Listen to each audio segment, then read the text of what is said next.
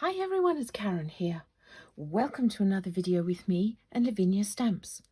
And today is the second in a two-part series where I show you how I create these tiny little pieces of art. Last week, if you didn't see it, I showed you this one, which is the fish set amongst the sea with his shells.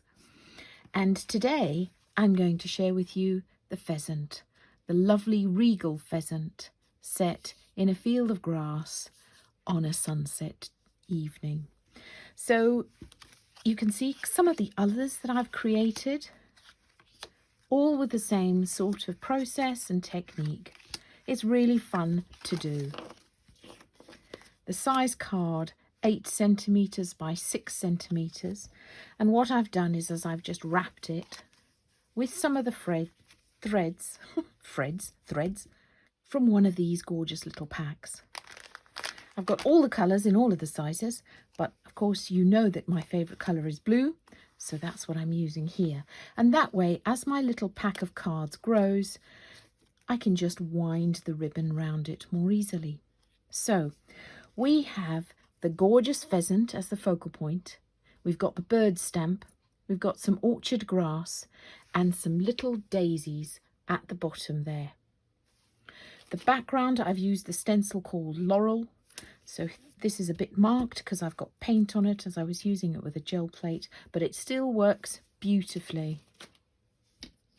I'm going to be using my stencil brushes, my fan brush, a bit of Posca pen for some white, my smoothie, and my spritzy bottle. The colours that I'm going to be using: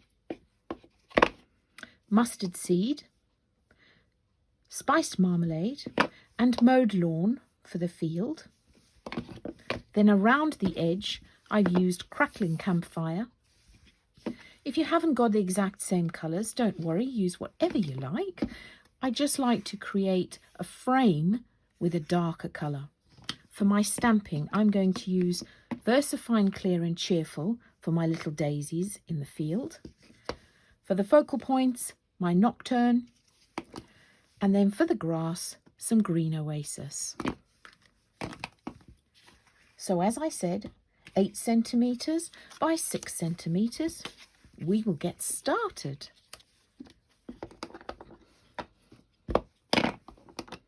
So I'm taking my yellow and my orange and my green. Now people ask me, how many brushes do you have? I have 6. So I tend to use one for yellows, one for greens, one for blues, one for purples. How many is that? One for reds. This one's sort of a reddy orange, and then one for the browns and the blacks. So I think that's 6. So a bit of tapping to pick up some ink onto my stencil brush, put it onto my mat so that I don't transfer a huge blob from here to here. And then, because what we're going to do is we want a nice soft sky. I'm just sweeping the brush backwards and forwards in this lovely even floaty motion. Now you could use the same brush, just wipe it off in a bit of cloth. And then I'm going to pick up my orange.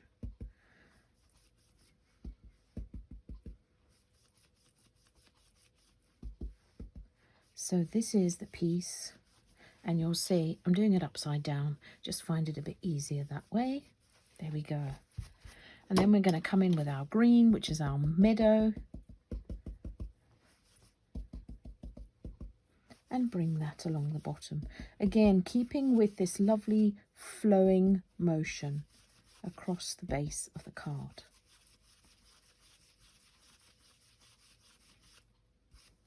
Lovely. So what I like to do is a batch of these. It's so relaxing. Just pick whatever colours you like, as I showed you. You know, that is peacock feathers and picked raspberry. And where they join in the middle, you get this lovely lilac purple colour. That is a bit of mustard seed and cracked pistachio with mowed lawn round the edge. Here we've got blueprint sketch and wilted violet. Again, blueprint sketch around the edge and mowed lawn for the grass. So just create a set of them, just have fun. It's very relaxing. So I'm just going to clean my mat here. And you can see I just use water. And you know how much abuse this little mat gets, and yet it wipes clean. For some stubborn marks, things like that, occasionally what I'll do is I'll put a bit of hand sanitizer on it, and then it wipes it beautifully clean. So I'm going to take my stencil and I'm going to spritz it with a bit of water.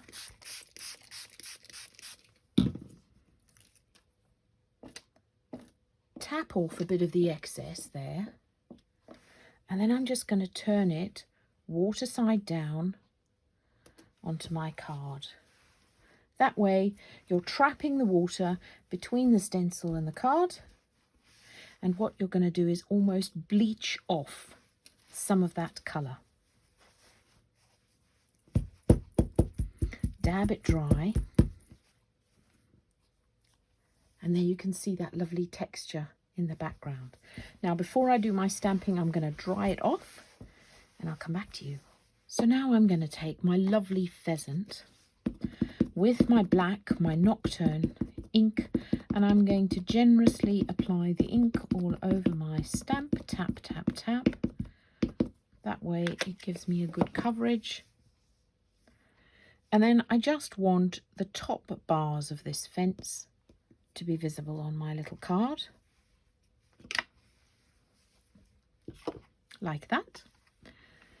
Just clean this off here.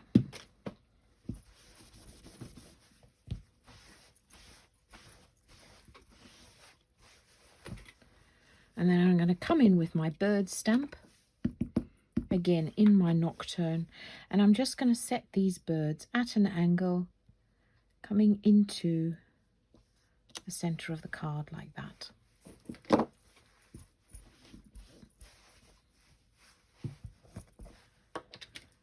Then I'm going to put some of my grass. This is orchard grass, this stamp, with my lovely bright green oasis.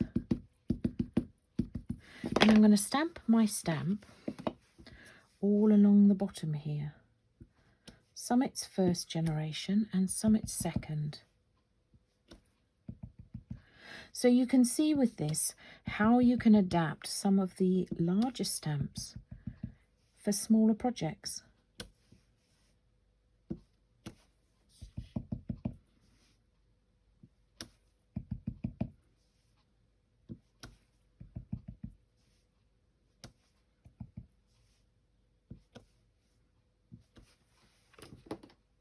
Lovely.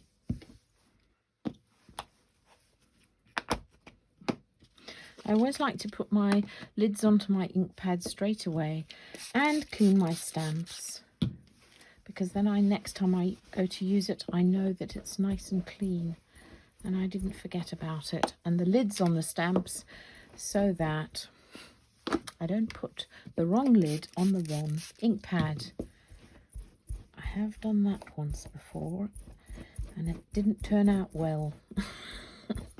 And now I'm going to take my smoothie with my crackling campfire. I've got a piece of acetate which I'm going to pop over my little card.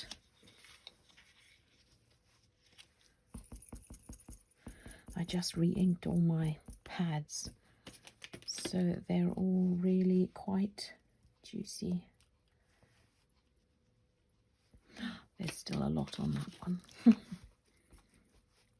I like to do it lighter and dark and then go in again and again. It's much better than going in too dark. That's better. And now I can pick up a bit of the ink that I had on my mat. So I'm keeping this sponge moving in a circular motion. So now the stenciling in the background is ever so light. That's looking rather cute, even if I say so myself. There we go, look at that. So much fun.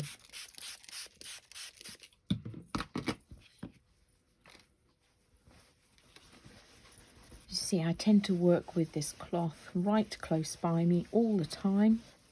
I don't use baby wipes at all.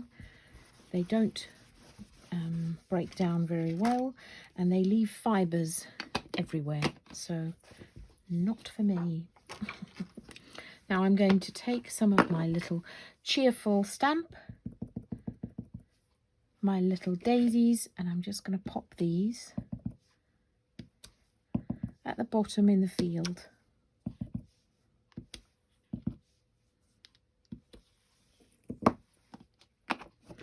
And then I'm going to take my Posca pen.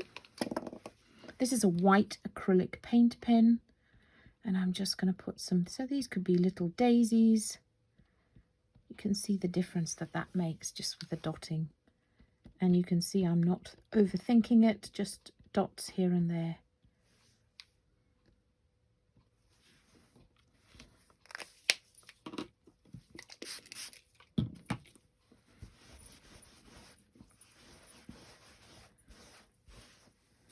So what I am going to do now is I'm going to take a bit of black soot. Oh yes, that's also one that I've just re-inked. Spritz it with a bit of water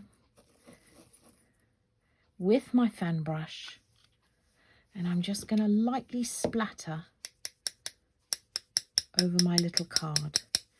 You'll see that it just creates a bit of extra atmosphere around our lovely pheasant.